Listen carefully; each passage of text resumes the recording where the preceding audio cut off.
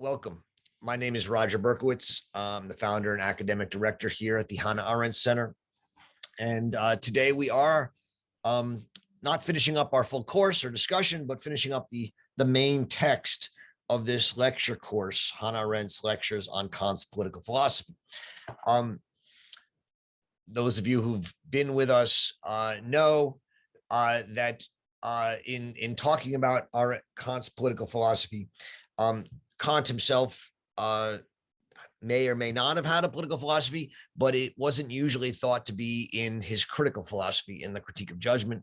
And Arendt is performing an incredible act of interpretation, whether you want to call it violent or not. I personally find it convincing, and I think there are more and more people who see it that way, although I think that's still a minority view in the Kant community. In any case, I want to just prepare ourselves for these last two lectures, which she gives in this lecture course, lectures 12 and 13. And the questions, the problems that are being that are coming up here, right? Which is what she's really after, is well, how do we make a judgment? Okay, that's basic. How do we make a judgment? But more than that, how do we make a judgment of a particular, this book is good, or this book is beautiful, or this book is one everyone should read? Whenever we think in generalities. You know, when I want to say that this book is beautiful, I have to have a sense of what beautiful is and what this book is. And we have to somehow combine the particular and the general, that not only do I think this book is beautiful and this book is worth reading and that you should read this book, not only do I think that this war is bad or this war is good, but you should think so too. And that's a generality. And so how do you combine this particular and the generality? She's going to make this argument based around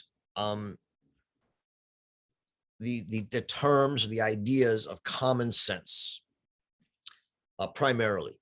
There are a few other important terms that just be aware of as we go through this. There's the common sense, there's imagination, and there's reflection or reflective judgment. And so these are the things that I think we have to understand. I'm thinking of the Seder plate, the three things on the plate you have to do for a Seder. These are the three things you have to understand: common sense, imagination, and reflection. All right. Judgment is a common sense, she says. What does that mean? It doesn't mean that it's common in the sense of, you know, base or low. It's common in the sense that it's not a private sense. It's not something that only sticks inside of me. It's something that is part of what she calls the sensus communis, the entirety, the community, the sense of the communal aspect, the common sense. And yet, and this is sort of one of the paradoxes of this whole inquiry, and yet judgment as a judgment of taste is the most private and non-visible of the senses, right? So if you see things, we all can see them, and we may see them differently, we may interpret them differently, but we all, at least we assume, we see similar things. When we touch, you know, I can touch the book and you can touch the book. But when I taste something, it's hard for you to taste what I taste. It's the most private and non-visible sense there is.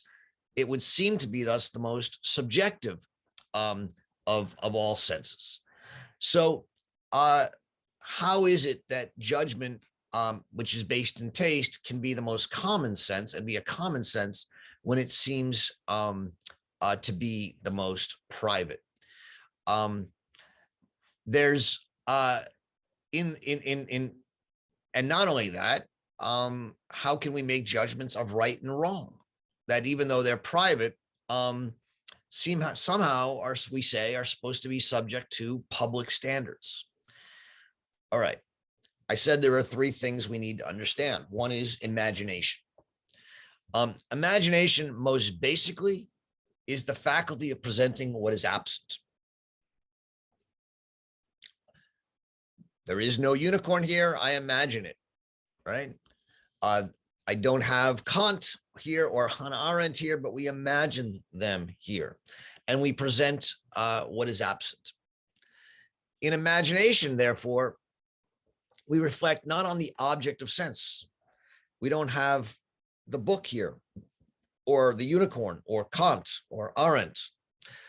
We don't even have, and we don't even reflect on the perception of the book, or the perception of Kant, or the perception of Arendt. Rather, we reflect on what Kant calls the representation of the object, the representation of it in our imagination.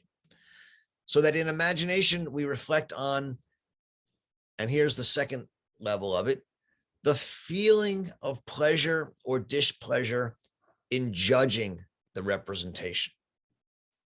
We only judge what is in the reflection. So I imagine a work of art. I imagine a book. I imagine a war. There is a book, there is a war, there is a work of art, but I'm not talking about the object, right? I'm talking about my imagination of it. And when I imagine it, I judge the book good or bad.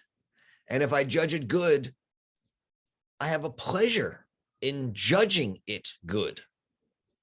Not in the goodness of the book, but in the pleasure in judging it good.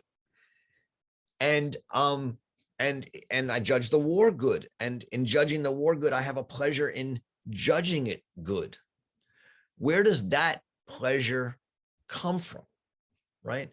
In judging it good. This is Kant, and Arendt is here reading Kant. Well, insofar as we have this imagination of the war or the book, we reflect on it. This is reflection. This is the second part of the Seder plate. And in the reflection, we distance ourselves from the object and even our perceptions of it. And also we distance ourselves from our particular standpoint and our interests. We remove ourselves. We become disinterested. We become impartial. And then here's the next step. And this brings in the third part, the sensus communis, common sense. We begin to include others, their tastes, their pleasures, their displeasures. I think, what would people in China say about the war in Russia? What would people in Russia say about the war in Russia and Ukraine? What would poor people, what would rich people say about the war?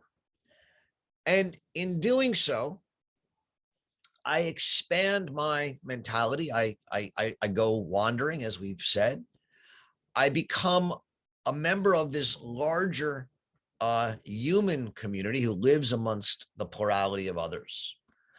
In the practical world, I judge what I should do. I have a law. I give a law to myself. But in judgment, which is not practical reason, it's aesthetic reason. But in judgment, I base my judgment on the pleasure I get in reflecting on an imagination. And I see that my judgment accords with the judgments of others, my judgment of pleasure or displeasure. And in so doing, insofar as it accords with others, the greatest number, or the ones I respect the most, like the most, my judgment pleases me. And so I hope one this makes some sense now, that people begin to see that the pleasure that one takes in judgment is the pleasure of being in a community with those you value and those you respect. This will be the ground for the citation of Cicero near the end of the essay, where Cicero says, I would rather go astray with Plato than find the right way with his enemies, right? We would rather judge in concordance with those we love and respect, our friends, then even if it makes us go in error, and then be in accordance with our enemies. It's very well. I think this is I think this raises real questions about tribalism, universalism, cosmopolitanism, issues which we're going to get into at the end of lecture 13. Okay, that's sort of an introduction. Bring us back to where we were, I hope. Section 12, which was or lecture 12, which is what we began with for today, says that there are two mental operations of judgment, right? And I've mentioned these two.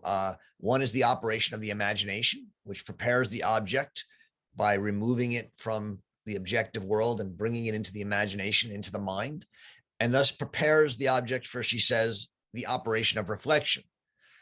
The second operation of judgment is the operation of reflection, which she calls the actual activity of judging something.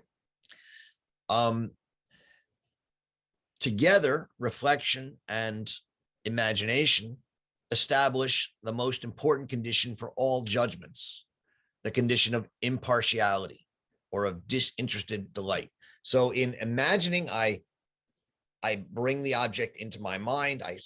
I separate it both from the object itself and from my perception of it, and I create this imagination of it. And then in reflection, I judge it. I say, I take into account as many other people as I can, and I say, I like it, I don't like it, it's good, it's bad. And to do so, I need to separate myself from my private personal interest and take on this common interest or impartiality. Again, this is a reason both for our worship of things like the blind poet, who is supposed to see the world, the Trojans and the Greeks, both as heroes and impartial, and the advantage of the spectator over the actor, since the actor is always going to be a partisan actor, whereas the spectator can look on with the in the spirit of disinterestedness. And so Arendt then asks the question, what are the standards for this operation of reflection? How do we reflect in this way? And she says there are the main one, the primary standard, is communicability or publicness. This is a theme that we've seen throughout this entire lecture course. Why don't we show joy at the death of a parent or spouse? Because you can't communicate it. You can't announce it. You have to, in some sense, judge in ways that accord with your community. You can show joy at your scientific work, at working hard at your desk or reading a book and writing a paper, because that's a joy that is widely respected and shared. And so she says that the main criteria of how we reflect is how we imagine others will.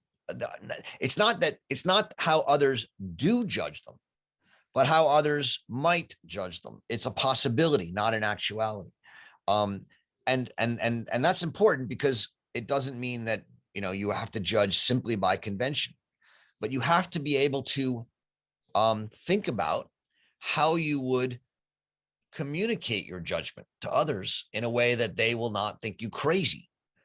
Crazy being someone who doesn't have the sensus communis, but lives in their own private sense. And so in judgments of beauty or good, we judge by this common sense, that common and sound intellect, that gemeiner and gesunder Verstand, the understanding or intellect that bonds us together and makes us healthy, that we have to presuppose exists in everyone. And so we have to make a judgment by thinking, I could make this judgment and explain it to other people. I'm not going to be able to convince them of it, or I'm not going to be able to force them to have it or compel them of it. But I have to be able to communicate it to them and have it make sense. And thus, she says there's three maxims of this common sense, or sensus communis. She says Kant uses the Latin sensus communis to sort of distinguishes it from mere common sense, to give it a special sense that it's this other thing. And the three maxims are: think for yourself, the enlarged mentality, which is the condition, the main condition of judgment, to think in a larger, disinterested way. And then consistency, to be in agreement with oneself. Don't constantly contradict yourself. These three maxims, think for oneself, enlarged mentality, and consistency, the more you follow them, she says, the more you'll be disinterested and impartial and judge from what she calls a general standpoint. The 13th lecture, the last lecture, she says the sensus communis is what judgment appeals to in everyone. And it is this possible appeal that gives judgments their special validity. What does that mean? When I make the claim, this work is beautiful, or this book is good, or this war is right, or this war is wrong, I have to appeal to the sensus communis in everyone, to the idea that everyone has this sixth sense, this sensus communis, this common sense. And I have to say that my judgment is such that I aim to communicate my judgment to everyone, so that when I say this pleases me, reading this book has been good because the book is good, right? I have to assume that I'm making this judgment in a way such that I could speak to you, to speak to anyone, and explain to them why the book is good. Take all their feelings into account. And I have to know I can't compel them. There's going to be people who may disagree with me, and I can't compel them. She says what I can do, and that what is necessary to believe if you make a judgment, is that I can woo them. This is on page 72, right? And I've used this word in the past, but it is an essential word in her text, wooing. We have to believe that, and we have to act as if we can woo people to our judgments. And she says we have to assume that in making a judgment, we reflect in a way that takes all others into account. That's an extraordinary claim, right? I mean, obviously it's impossible, but it means taking people who fundamentally disagree with you. It means that you can't judge the war in Russia unless you take the Russians into account. And it means you can't judge whether Arendt is a great thinker unless you take Isaiah Berlin into account, who thought she was an overrated journalist. You have to seek to at least hear and make sense of the objections, and then make your judgment and say, okay, I may not succeed, but I could woo these folks, because even taking their objection into account, what I am judging, the pleasure I get from making this judgment, connects me to a common world in which I think all people could and should make this judgment. And at least the people I consider my people will make this judgment. Which raises questions of friendship and tribalism that I think need to be addressed.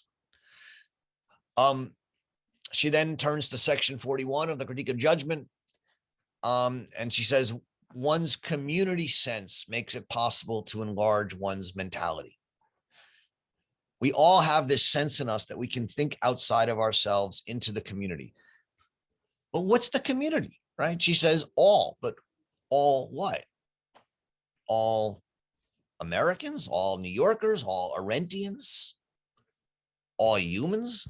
I mean, it's hard to make judgments that all humans will share. And yet there are some, right, that we probably could make. And thus, she says, the faculty of judgment presupposes the presence of others, and sociability, plurality, is the very essence of humanity. To be human is to communicate or speak, and it depends upon this enlarged mentality to make oneself be understood. And here's where she cites Cicero again and says, we have to choose our company.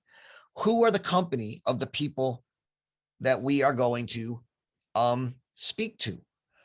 Who are the people that we will seek to think in their position of? What's our community? And Cicero says, I'd rather be wrong with Plato than right with the Pythagoreans. Why? Well, on one level, because judgment requires that we have our friends. You can't judge for people who aren't your friends. The idea of a universal judgment is out the window.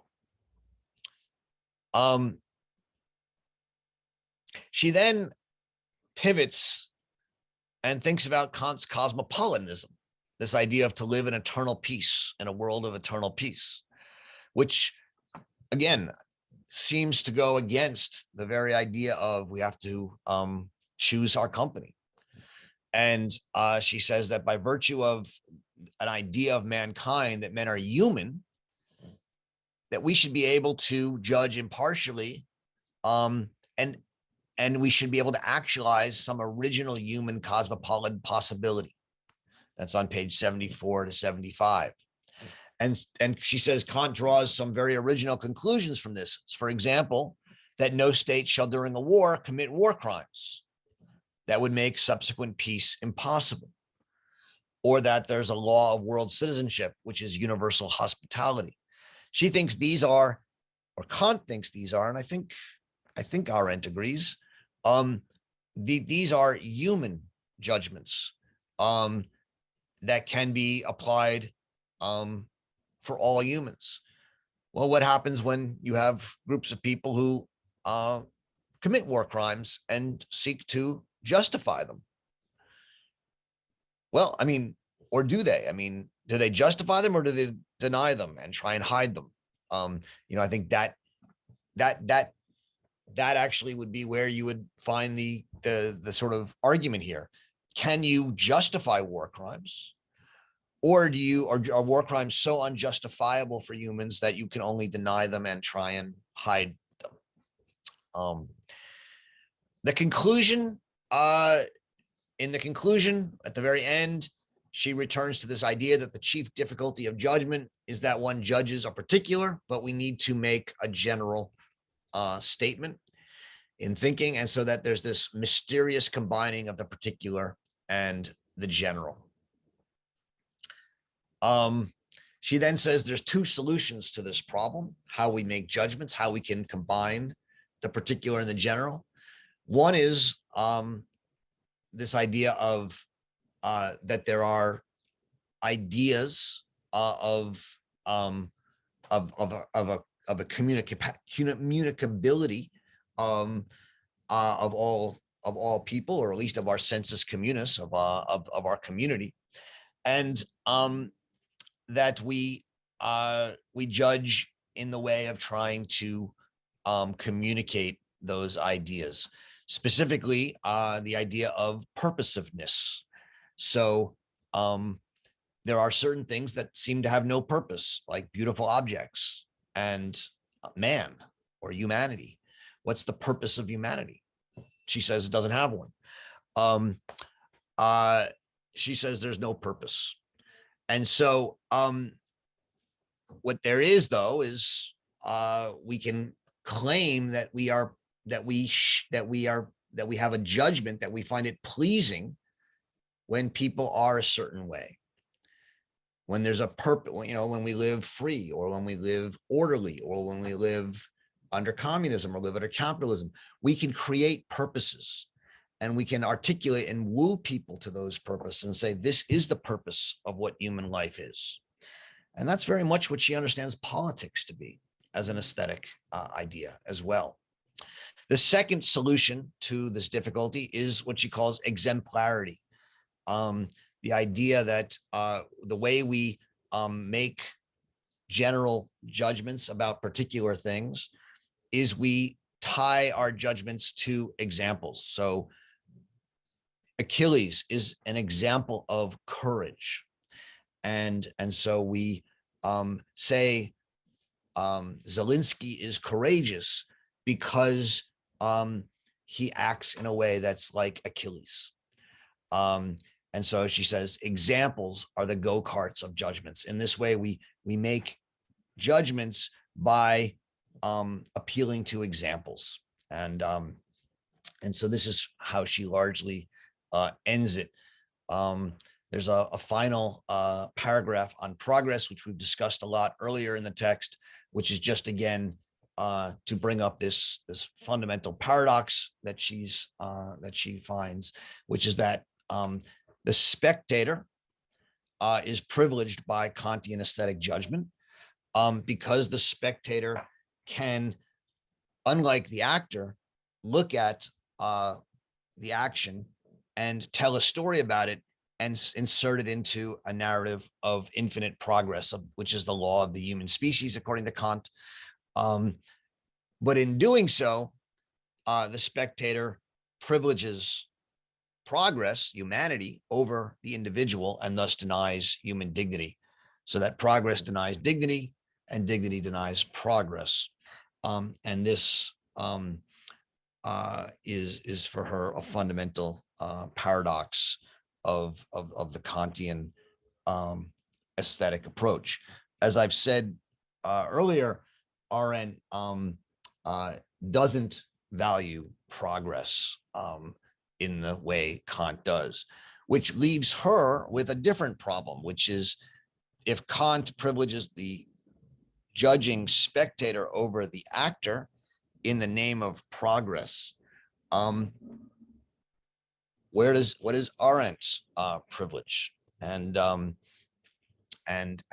think the answer, and I said we would talk about this more, so here's our time to talk about it, is that for Arendt, there's much more of a blurred distinction between the actor and the spectator. The actor has to act with a certain sense of how their action will be seen, and the spectator also has to understand that they're also an actor.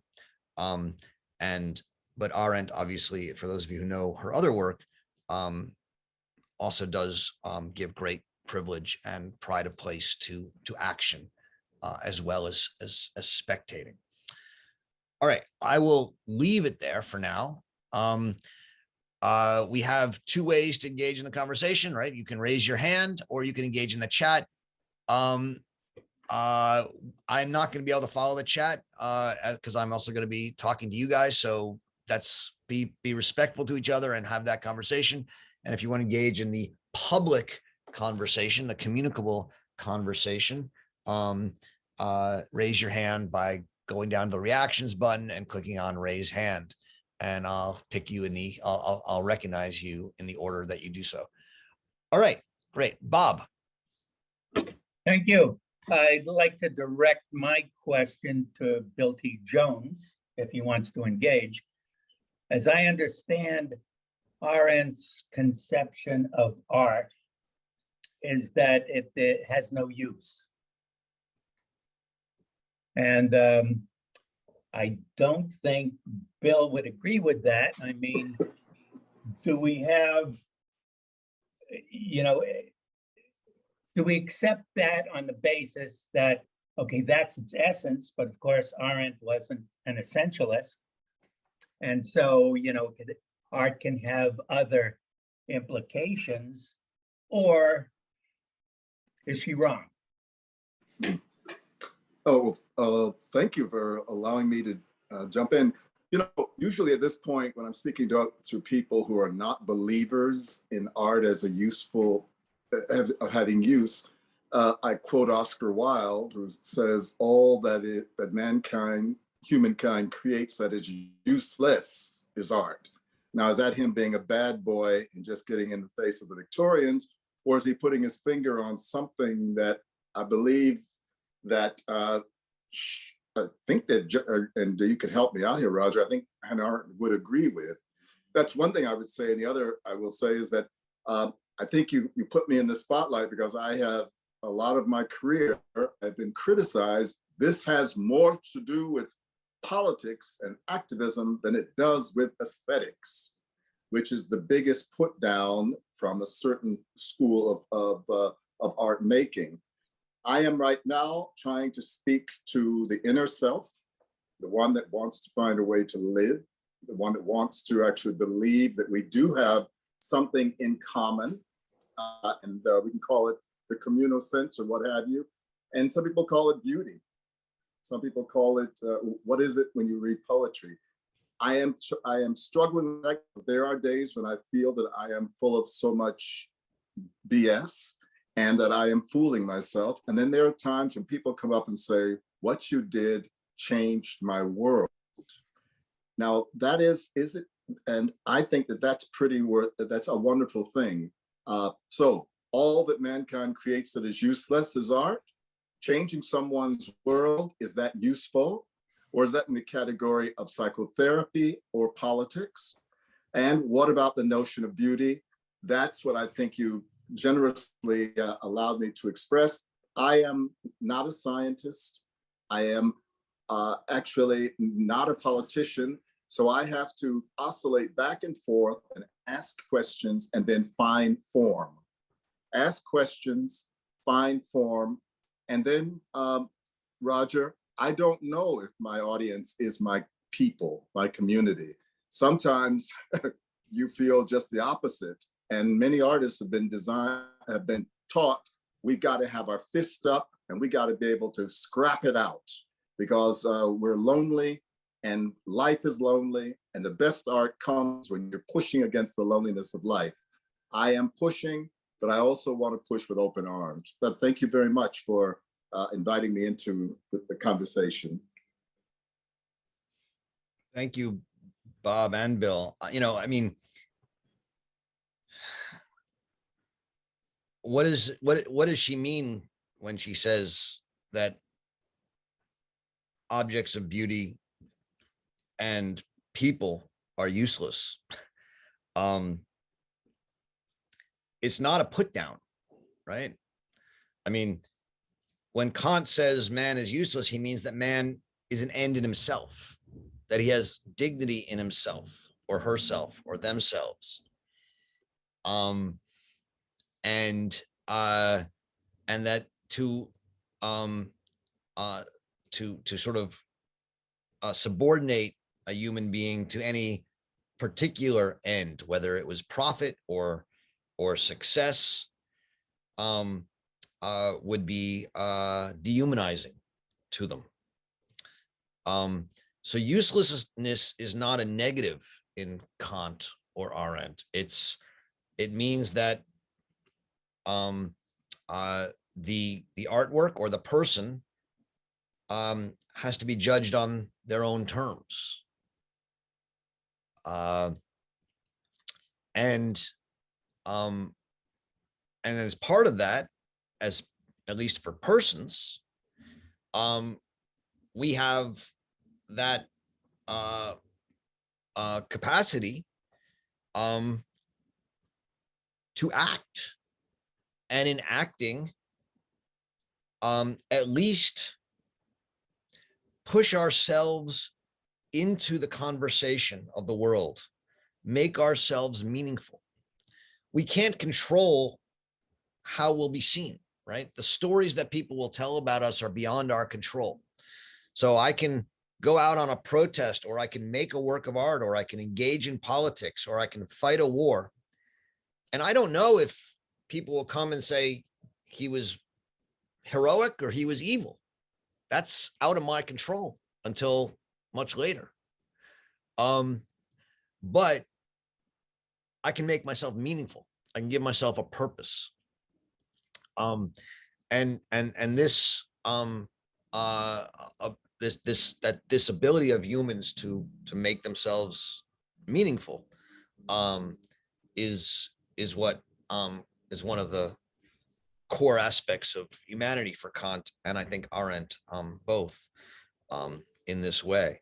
So and there are many ways, there are different ways to act. One is through art, another is through politics, and there are many more as well. I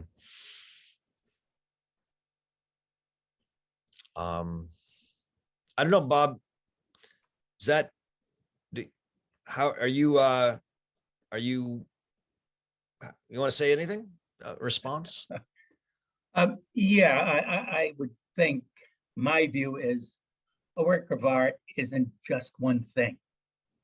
You know, maybe it's primarily or essentially or originally a matter of successful expression, of beauty, but you know, it might also be something political. It might also be a way to make a living.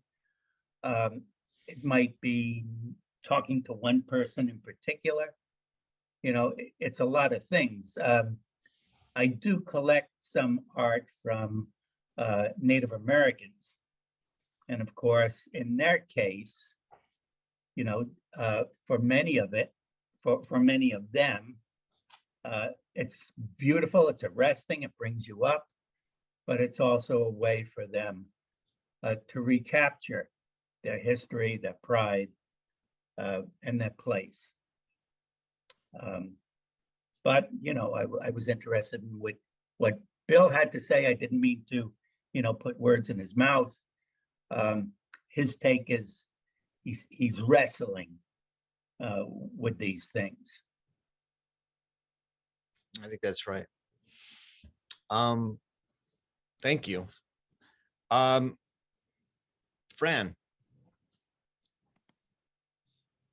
Hi. I have two questions. One is judging beautiful and ugly and judging right or wrong. Do these judgments belong into the same category, or are these like different ways of judging, like in terms of moral judgments and aesthetic judgments? Okay, so for Kant, right, there are moral judgment, moral philosophy, and then there's aesthetic philosophy. The moral philosophy is a practical philosophy. It's what I should do, how I should act. And at least in most readings, and I think even in Arendt's reading, that is not an, that even though there's a feeling at the ground of a moral philosophy and moral judgment, which is the feeling of awe before the law, in which I, in feeling the law and the universality of the law, I submit myself to it. It's still for Kant and in Arendt's telling, it's a personal, it's a categorical imperative that I put on myself. I give the law to myself, Kant says, right? And so there's no communicability. There's the universal law and there's me. In the critique of judgment and in aesthetics, there's this communicability. The radical insight of Arendt is that not only does taste govern in judgments of the beautiful or the ugly, good or, but also in judgments of good or bad, not in, which is different from how I should act, right? How I should act is a judgment of the moral law in Kant, but is this a beautiful book? Is the same kind of question of,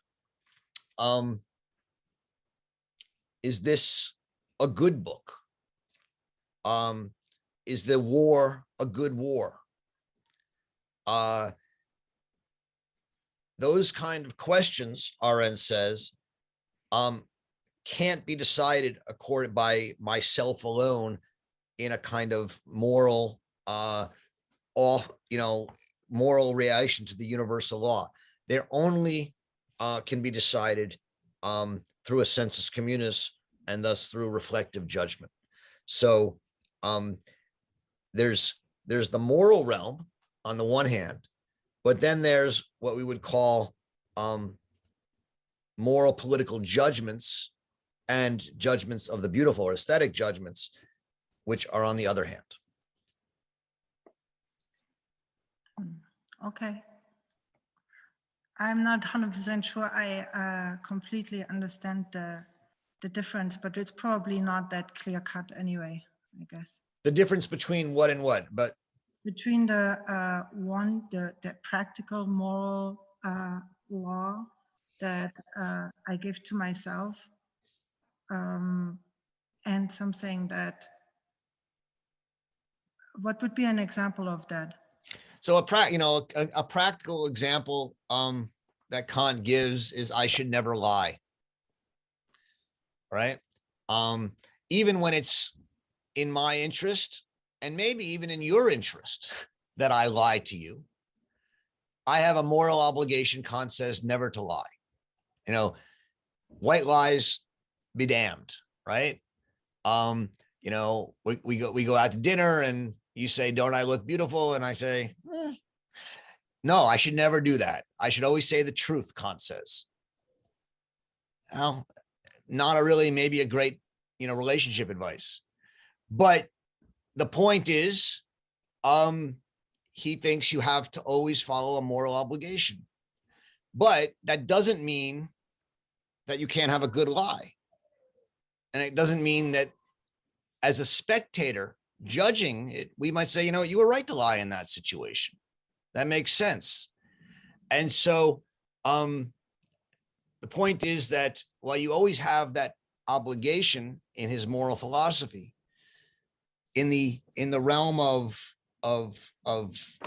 good and bad judging in the world, that's always going to be based on a kind of communicability, sensus communis.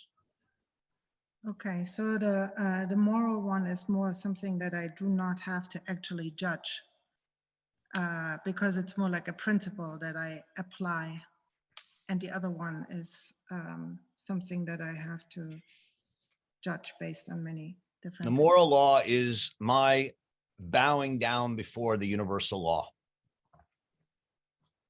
And I always, I must act such that the maximum action accords with universal law. And another formulation later in the book, I must give myself the universal law to myself. I have to. So I cannot judge if this universal law is right or wrong. Robert McKay thinks I'm misreading Kant. Do you want to say anything, Robert? I see his frustration on his face. Well, only if you can understand what I say. I think that this is a case, and I'm not alone in thinking this, that the maxim, you should never lie. Insofar as Kant says that should hold, he just made a mistake. He's wrong about that. That's the criticism. Okay. Yeah, I mean, we can say he was wrong, but I mean, I may think he's wrong too as a political matter, but I think he's right within his moral philosophy. But let's not get caught up in that. But yeah, I mean, there are people who simply say, how can you hold that as it would be crazy to hold that as a moral maxim, because of course there are times when you should lie. But Kant doesn't seem to think so.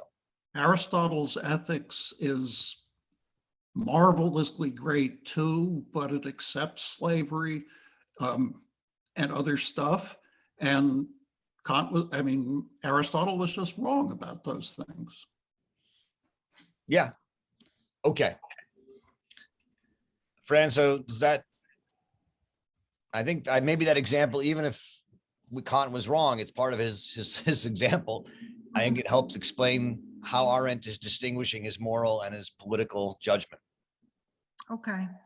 I have another question, but I think like there are many other people, so I'll ask that at the end if there's still time. Okay, thank you. Joanne. Hi, this is only the second time I've been in the group, so I apologize if any of this has been discussed before. Welcome. And I haven't read this book of Arendt's before, so now I've only read the last few sessions in it. Anyway, what I noticed even last week in what we read, and also in this week at the very end, where she's talking about progress, is that there are Heideggerian elements here that are left unspoken, but they're definitely there. I mean, the idea that progress is not always good reminds me of one of the last, one of the last interviews that Heidegger gave. It was when he turned 70, and it was published. It's been published quite a bit. It's mostly on technology, but he says some things that are very similar to what she says here, namely that basically because of technology, anything is possible. And that is a moral conundrum in a way, as we see with what we've done through our technology to the earth, for example. So yeah, the idea that progress is not always good, I see as Heideggerian, and certainly would be in conflict with Enlightenment notions that Kant was using, for sure. The question I wanted to ask was, and again, I'm wondering if this has come up at all, is the idea of interpretation. Is there any place in here that we can discuss interpretation? And what makes me think about it is because the postmodernists have been so interested in Heidegger's critique of judgment. And for the postmodernists, as I'm sure you know, everything is always already interpreted. So there's no pure experience, if you will. There's certainly no pure statement. There's no pure communicability. And yet it seems that she's saying that really there is, and certainly certainly Kant was saying that things of the world come at me, and I have this experience, and it's a pure experience, or at least that's implied, that it's a pure experience, and then I try to communicate that to other people, and I try to form to be part of at least some sort of a group. One of the ways that I do this, and I thought this was very interesting too in terms of postmodernism, is this notion that you mentioned, Roger, where she says we have to woo people to our way of thinking. this reminds me of Derrida, who says that, you know, the sophists were not all that wrong. We need to start siding with the sophists against Plato, because the important thing is to persuade others to our thinking. It's not merely to capture the essence of a thing. So I just wondered if this idea of interpretation, if you see anything, any way that might be connected here, or if you think it's a real refusal of the notion of interpretation. That's it. Okay, thank you. Thanks, Joanne. So just quickly on progress, can you mute your mic, Joanne, now? Quickly on progress. You know, the alternative to progress, and by the, you know, it's not simply Arendt and Heidegger who are suspicious of or wary of progress. It's Nietzsche, but I mean Burke. There are plenty of tragic and conservative thinkers who are wary of the progressive ideology, as Arendt would call it.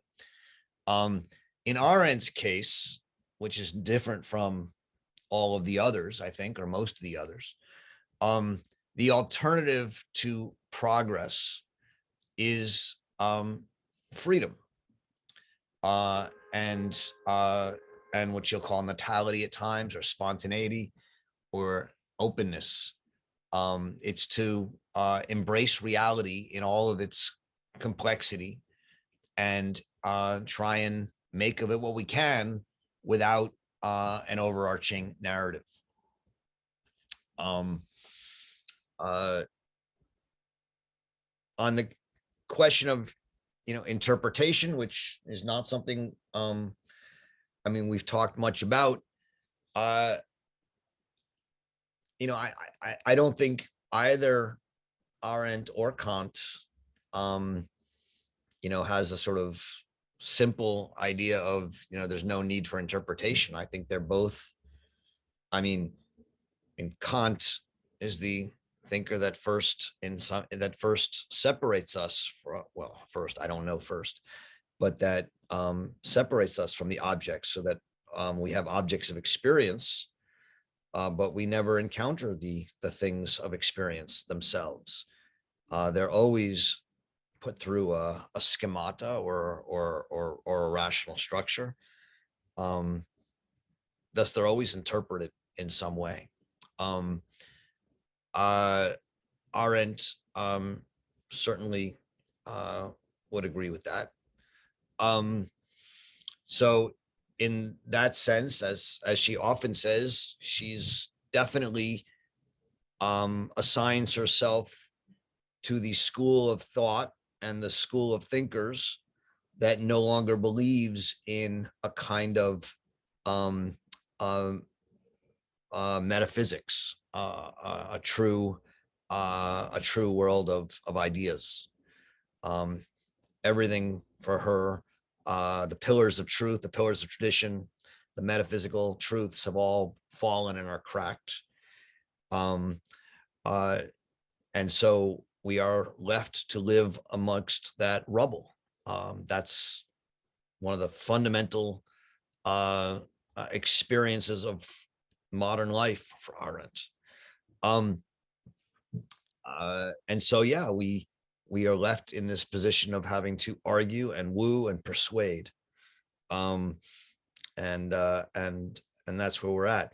I don't think she draws some of the same conclusions from that some, not all, post-structuralists or others would draw, which is that therefore there's no truth. She believes in truth. She just doesn't believe that truth is a kind of universal static truth. Truth is something that is built and destroyed and built and negotiated and compromised on, and is necessary for human life if we're going to have a ground to walk on and a sky above us. But there's no so she holds on to the idea of truth, but it's and here I think it's somewhat similar to someone like Heidegger, but it's a truth that is one that has to constantly be negotiated and built and made and fabricated. So I hope that's helpful. Dina.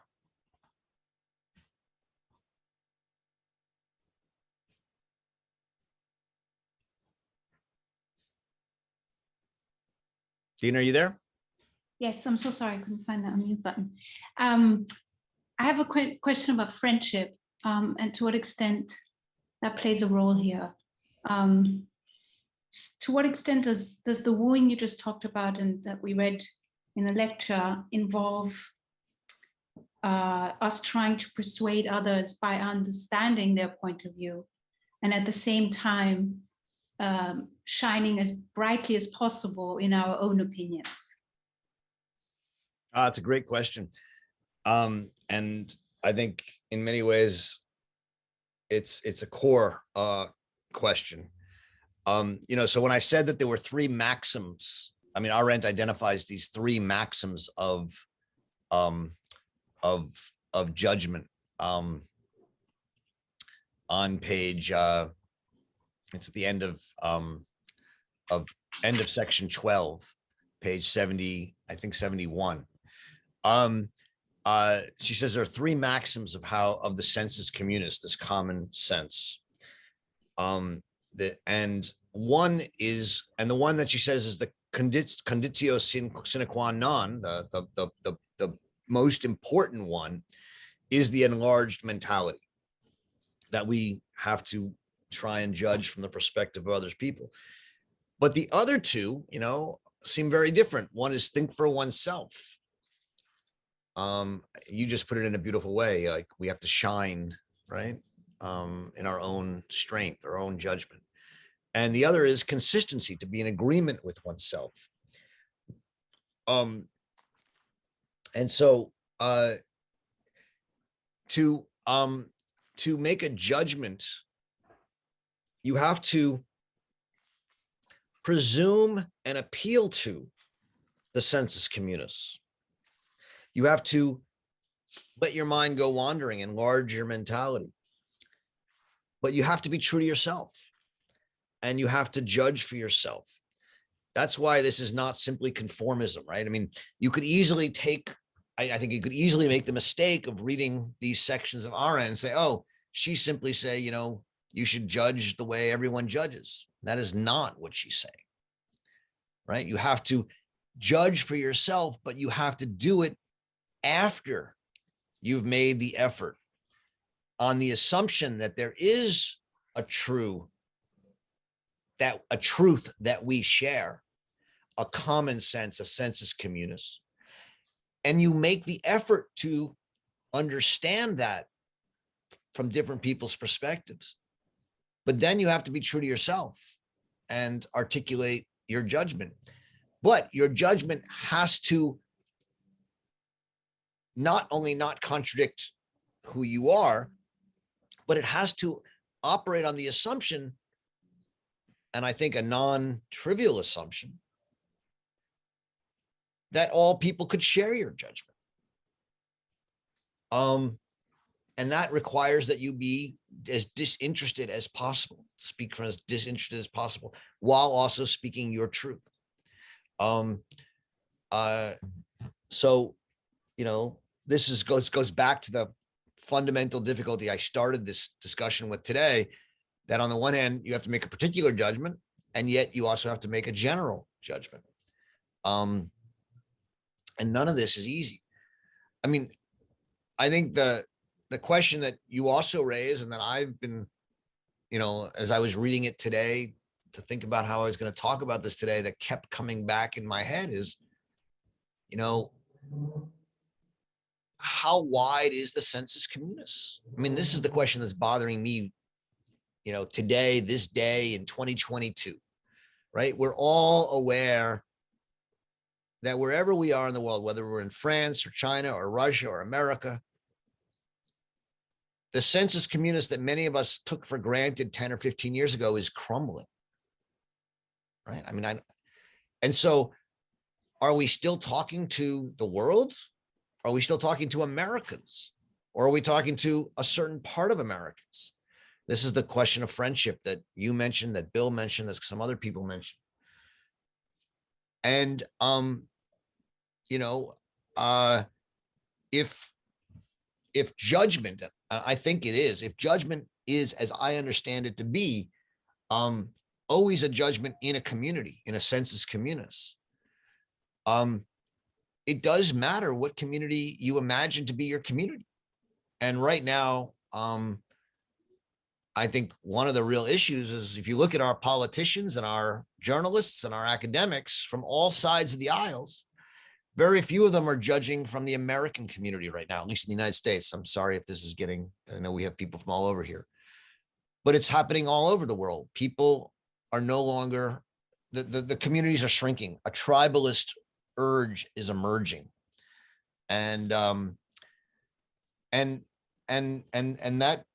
isn't necessarily untrue. It's just, you know, the question is, what's your community?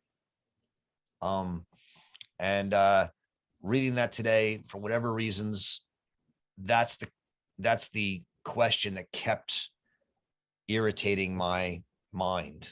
Because I don't know right now who our community is. I'm sort of lost on that. I think somewhat relatedly is what you had mentioned earlier about making oneself meaningful.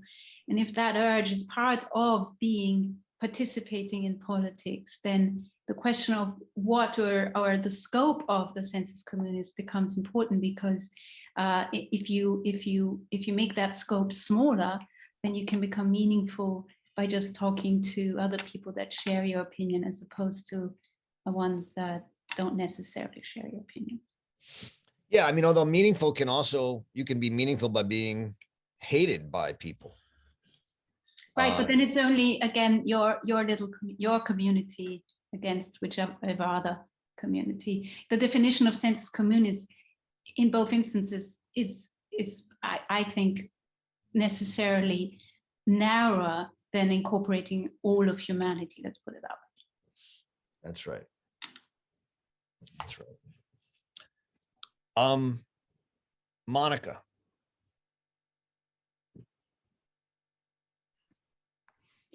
Hi. Hi. Yeah, I guess my question is maybe similar to Dina's, and I had the same reaction as I was reading the readings from today, is that it felt like there was this undercurrent of conformity that seemed to cancel out the diversity, which I read in the idea of an enlarged mind.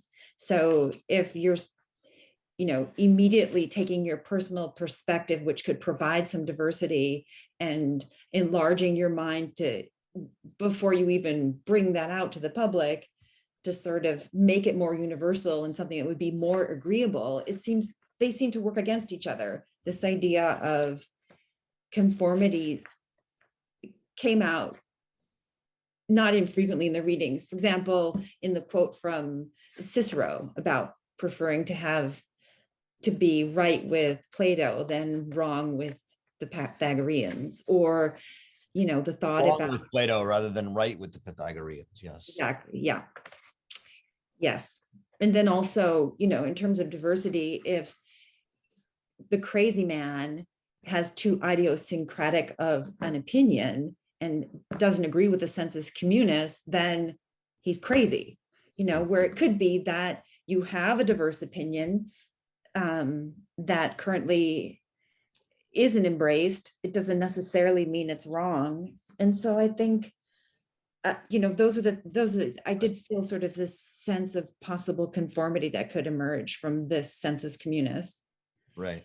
And Thank also, yeah. And then also just when you commented about the crumbling of the sensus communis, it seems to me like it is crumbling, possibly because it's in a period where it needs some reform. And in that case, it's time to bring out diverse opinions and argue strongly for them and have them shine. The fact that they don't agree with the sensus communis doesn't necessarily mean they're wrong. We could all be in a common sense about an idea that isn't the best for everybody.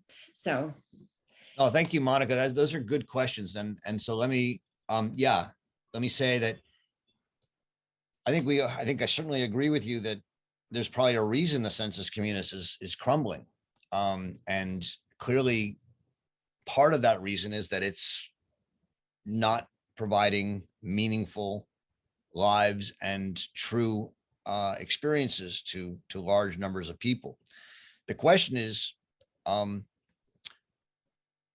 one responds to that, right? And what Kant means by an insane person is someone who speaks logically, but in their own private world and with no attempt to be understood or articulate to a wider audience. And so in doing that, they simply have their own imaginary facts and their own imaginary world. And it's very logical and coherent, but for people who don't think that the devil is sitting on their shoulder, it's not going to make much sense. And you could say, and someone could say, oh, well, we should take seriously that the devil may be sitting there on their shoulder. But in the world of our common sense, most of us don't see the devil on the shoulder. I think you could say the same thing with politics today.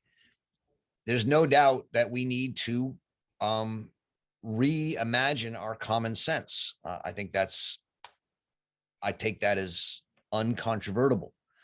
The question that I think a lot of us are having is, it seems that much of the argument about how to reimagine it on many sides is taking place like crazy people who make up their own facts, who make up, who are not actually trying to speak to the country as a whole, to use one country as, you can put your country in there, but are simply trying to score points and motivate a certain partial group that, is either sees the devil with them or at least is willing to go along with it because it's in their interest to do so. And so then the question becomes of how wide should the sensus communis be? And if you want to limit it to a group of people who all feel the same way and think that, the earth is about to end because of the environment, or another group that thinks there's no threat to the environment, both of these groups are probably living in a fantasy world. And we should, and if they are unwilling to speak to and consider in an honest way people who are outside of their fantasy world, they're going to appear as sort of these people who are not taking seriously the idea of communicability of their ideas. And so, I think what I was saying, and I think what Arendt is saying is, you have to figure out where your sensus communis is, what your community is, but you have to widen it beyond your most, the most committed adherence to your idiosyncratic viewpoint. Jerry, how you doing? Well, thank you, Roger. I wanted to ask, this has been a very interesting conversation to me. You have mentioned a couple of times the common sense, and Arendt uses, as does Kant, the Latin sensus communis. I want to know if those are conflated in your mind to mean the same thing, because to me, they're not. And let me just cite one passage here. You are in chapter 12, is that right? Chapter 12, yeah. Okay, it's on page 71. 71. Yeah. After this, at the very bottom, at the last paragraph, after this, we find a clear distinction between what usually is called common sense and sensus communis. It's that I wanted to point to because I think it's relevant to what you're talking about. And you also mentioned just in your last segment about the role of the imagination. It seems to me that sensus communis, or excuse me, not sensus communis, but common sense is something we share with all animals. Outside my house here, I see families of deer every day. They come leaping together. They do things together. They have a common world, and their sense apparatus tells them what that is. It defines it. I think in common, by calling it in Latin sensus communis, Kant first and Arendt going along with him or reading him very, very subtly and profoundly. She is saying that what Kant means, is perhaps not always what he says, because about the imagination, Kant says it's something that we'll never understand. But it is, I take it you will also read the seminar notes on imagination, which are printed in this volume mistakenly, but they are there, and which is about imagination. And this is how humans, this is a mental reflection that is not, I believe this is what Arendt is saying, interpreting Kant.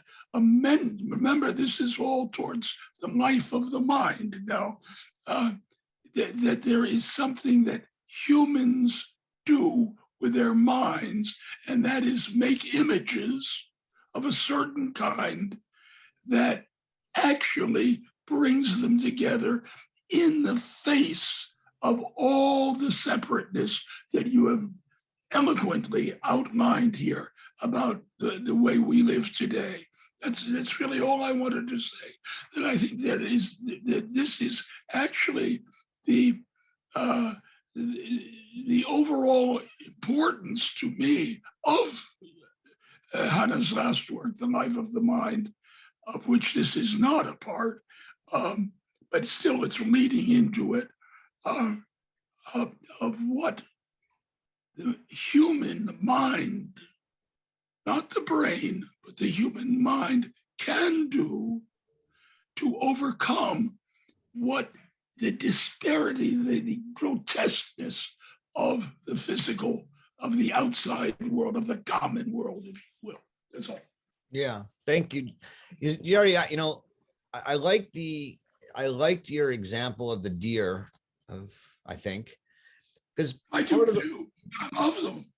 Part of the problem I have is I sort of feel like I have no idea what common sense means. I mean, I take sensus communis to be set off in Latin as a way of making what I take to be sort of a nonsensical thing, common sense, make sense. And so you're giving me the deer as an idea of what the common sense means, as apart from sensus communis. It's, the one is a perception, the other is not. She right. Says, okay. I mean, I as I say, I accept that to some degree. I use them. I mean, I sort of say we have to understand common sense rightly in the sense of sensus communis. You're saying keep it, that there, because I don't know what else common sense is. but you're giving me a different way to think about it, which is helpful. I think the key from my point of view, and just to look at the page you were pointing us to on 71, is to read that quote from Kant that she cites right before what you read. However small may be the area or the degree to which a man's natural gifts reach, yet it indicates a man of enlarged thought if he disregards the subjective private conditions of his own judgment, by which so many others are confined, and reflects upon it from a general standpoint, which he can only determine by placing himself at the standpoint of others. That's what I take sensus communis to be. To assume. Yeah, go ahead. No, but I agree with you, Roger, completely as usual. But I think she's asking the question: how does it work? I think that's what Arendt is interested here. What is so radical about the life of the mind as a work is that she's actually asking, not is the mind and the brain the same thing, which is a very common exercise, as you know. But she's saying, how does the mind work? How does it work? Yeah. So anyway, thank you very much. And I find this all tremendously interesting. Thank you, Jerry. As always. So just someone asked me this earlier, Jerry, just quickly, the little essay on the paper on imagination, which begins on 79, and this is not is that the same as in Essays and Understanding that you edited and printed, or yes, is it? Yes, no, it is, but it is, and it's explained in the other book where it actually goes. I mean, I was there, so I know it had nothing to do with this lecture course at all. And I think the proof of it is in what is taken as the quotation from Goethe that's taken as the motto for this book in the very beginning. Then that makes no sense here. There's nothing about that. It's a fantastic quotation, extraordinary, I think, one of the most extraordinary quatrains of verse I've ever read, but it has nothing to do with this book. It had to do with a seminar she taught on the critique of judgment. Right. Okay. So we're going to read this little seminar paper on imagination for next week with what Jerry is telling us in mind, and we'll remind ourselves of that next week. But so that's really quite helpful. I know we're running out of time, so let me see. Sandra, can you unmute yourself, Sandra? I think I just did. Am I unmuted now? Yep. Okay. I wanted to say a couple of things about art. I think you said we're left to live amongst the rubble, and if there is any rubble that I know of other than the rubble we're all seeing on TV every day, it's postmodern art. It's just a complete pile of rubble, and I live in that pile. Progress isn't always a forwardly directed thing. My question is art moral? Can it be amoral? Can it lie? Can it be corrupted? And what about cynical art, like the art of, say, Banksy, who takes a little caricature of the Morton Salt Girl and has it sold at, I think it was Christie's, I believe it was Christie's, for millions of dollars. And as soon as it's bought, it's shredded by a phone call to the shredding machine. What kind of, is that a beautiful thing? And who decides, what's the sensus communis of that beauty, if that's beautiful? Maybe one could ask, is it a meaningful thing? Well, yes, that's a question. It's philosophically fascinating, even if it's highly cynical. It's philosophically fascinating. And so then there's a question of whether art is something that is supposed to be beautiful or whether it can also be meaningful. But that's almost sort of an exercise in utter and complete absurdity. You know, it flies in the face of everything except perhaps the value of the art market, the values in the art market. And I also wanted to say one other thing, which is that from my experience, just looking at people looking at art in galleries and museums and so on, maybe even my own experience doing that, most people will spend between 10 and 30 seconds in front of a work of art, including in front of great works of art, but certainly in front of works of art that they are looking at in a art setting, a holy art setting like a gallery. Okay. And my question is, does the viewer have any ethical responsibility to the artist? Is it a two-way street, or is it simply a one-way street where the viewers just kind of smugly get together with their sensus communis and sense of value, and the artist is left to worry about whether they're living in a fantasy world or a delusional world or not? Yeah. And I think that these are things these are questions that are raised by reading Kant for me, even though he lived in another time and could not have perhaps fathomed modern art or postmodern art. Okay, those are my questions. Yeah,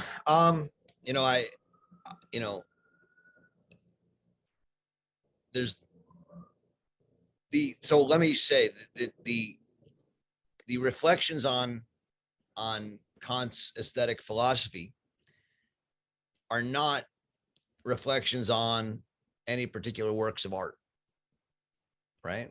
In fact, the whole premise is that it's not about the object, and it's not about even the perception of the object.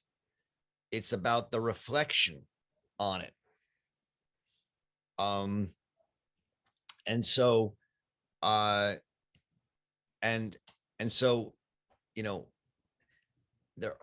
there isn't a whole lot of criteria that Kant is going to give you to say one painting is or isn't beautiful.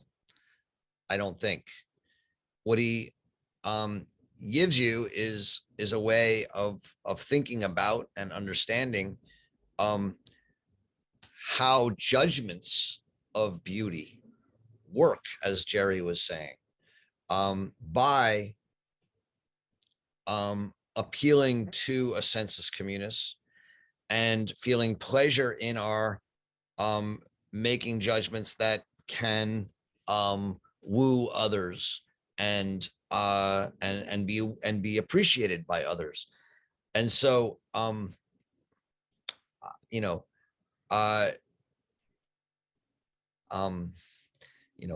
we can make all sorts of judgments about the art market versus art, and what the art market and what museum culture as a tourist industry has done to art, and all sorts of things, right?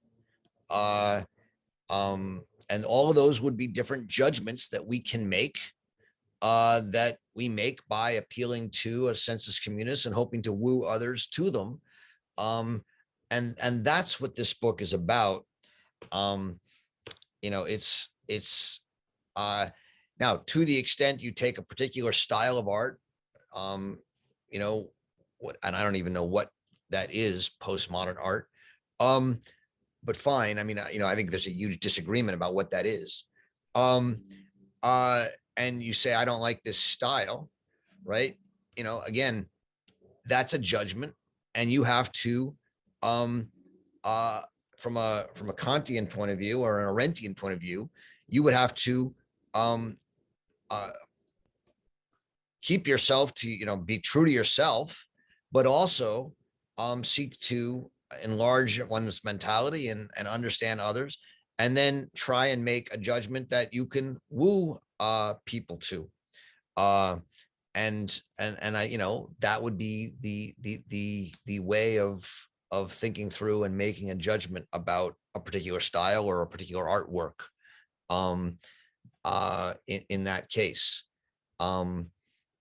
And, I think you can do that. I just, I don't, but doing it requires a lot of work and a lot of reflection, not simply, as you said, 30 seconds looking at a work.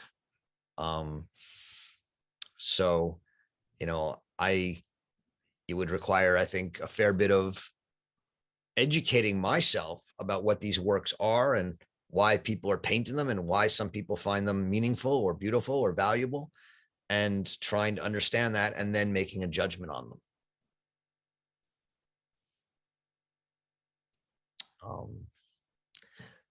So I'm not sure if that answers your question. I'm not sure. Not sure I got the full. Is there something else that I missed or that you want to respond to? I guess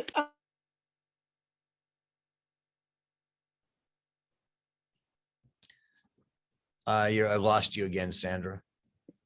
the whole situation in the art world is like a rubble, and it's probably the best metaphor for what the situation in the arts is like: rubble with a few oligarchs running things everywhere, and it's not one in which it's very easy to run at the world with open arms. It's one in which it's very, very difficult to find one's place and make meaning, and to have any belief in meaning, and not get cynical. And I think that it's something that Kant could not have fathomed. It's probably something that Hannah Arendt at the time that she was writing could not have fathomed.